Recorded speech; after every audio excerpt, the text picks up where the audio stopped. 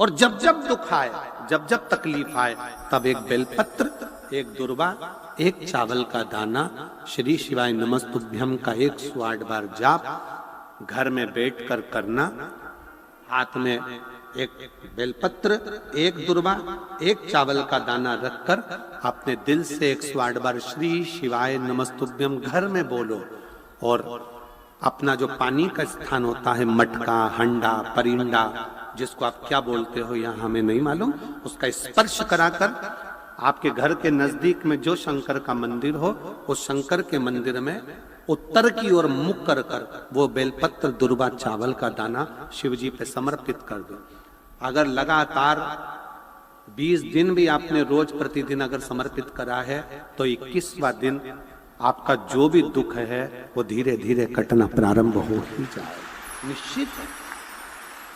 शिव पर भरोसा कर। संसार के लोगों पर किया हुआ भरोसा एक दिन टूट जाता है, पर भगवान पर किया हुआ भरोसा कभी नहीं टूटता। अर्चना पर शिवलिंग के लिए कहा गया है शिव पुराण में कि हाथ की हथेली पर शिवलिंग को रखकर देखना। आपका हाथ हथेली पर रखकर देखना, इस अंगूठे को खड़ा करना, बस इससे बड़ा शिवलिंग घर के अंदर ना हो। इससे जितने छोटा छोटा छोटा छोटा छोटा होगा वो आपके लिए श्रेष्ठ है। जितना बड़ा शिवलिंग होता है उसको उतनी पूजन की जरूरत पड़ती है।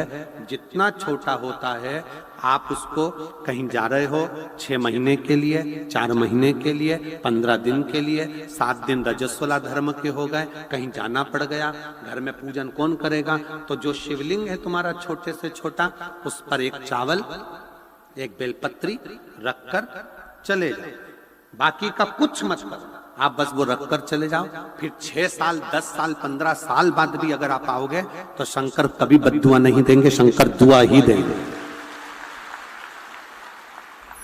आपको लग रहा है कि 2 दिन के अंदर मेरा रजो धर्म आएगा, मैं रजस्वला हो जाऊंगी, मेरे मंदिर में पूजन कौन करेगा, शंकर जी को जल कौन चढ़ाएगा, शंकर जी की आराधना कौन करेगा? मैं जा रही हूं यहां से दूसरी जगह पर, 3-4 महीने में आऊंगी, घर में बहू अगर पूजन नहीं करेगी तो मेरे शंकर जी का क्या होगा? तुम्हारे घर में छोटा सा शंकर का शिवलिंग है तो उस पर एक चावल का दाना और एक बेलपत्री चढ़ाकर चले जाओ। फिर कोई हाथ भी ना लगाए चलेगा, कोई नहलाए तो ठीक, नी नहलाए तो ठीक, पूजन करे तो ठीक, नी करे तो ठीक, दिया जलाए तो ठीक, अगरबत्ती लगाए तो ठीक, नी लगाए तो ठीक, वो कभी बद्दुआ नहीं देता। शंकर घर का बाप है, वो हमेशा दुआ ही देता। शिवलिंग में भेद नहीं। छोटे से छोटा, जितना छोटा शिवलिंग होगा, शिवलिंग की आकृति जितनी छोटी होगी घर के अंदर, उतना सुख देता, उतना आनंद देता। 8 स्थान शरीर के ऐसे हैं जहां का तकलीफ स्वयं अष्टवक्रेश्वर महादेव का 1 लोटा जल अपने नजदीक के शिवालय में चढ़ाकर भी अगर पी लोगे तो वो 8 जगह की तकलीफ अष्टवक्रेश्वर महादेव समाप्त करते जाते हैं। 8 स्थान। पहला नेत्र, ये भुकुटी के बीच का स्थान, भुकुटी के मध्य का स्थान। मान लो ये भुकुटियां दर्द करती हैं या मध्य में दर्द होता है, उसके लिए अष्टवक्रेश्वर महादेव का जल, मतलब अपने घर के पास जो भी शिवलिंग है वहां 1 लोटा जल अष्टवक्रेश्वर के महादेव के नाम से चढ़ाकर उसका पान, भुकुटी। दूसरा कंधा, पीठ।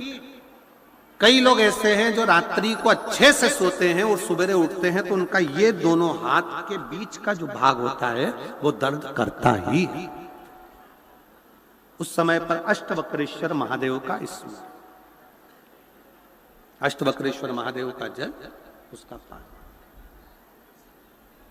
तीसरा, रीढ़ की हड्डी का डॉक्टर बोल दिया कि ये गुरिया खसक गया है, 1 नंबर, 2 नंबर, 3 नंबर का यदि कोई क्रम खसक गया है तो उस स्थान के लिए भी अष्टवक्रेश्वर। आप ऑपरेशन बाद में कराना, डॉक्टर बोल दिया है आप ऑपरेशन कराओ, मना नहीं है, पर एक बार अष्टवक्रेश्वर महादेव के नाम से दुर्वा बेलपत्र चढ़ाकर, जल चढ़ाकर, सुबह में दुर्वा का सेवन, प्रदोष काल में बेलपत्र का सेवन, और रात्रि को सोने से पहले जो जल अष्टवक्रेश्वर का चढ़ाया हुआ है उसका पान करिए। आपकी रीढ़ की हड्डी का कैसा भी क्रम होगा वो ठीक होना प्रारंभ हो जाएगा। अष्टवक्रेश्वर,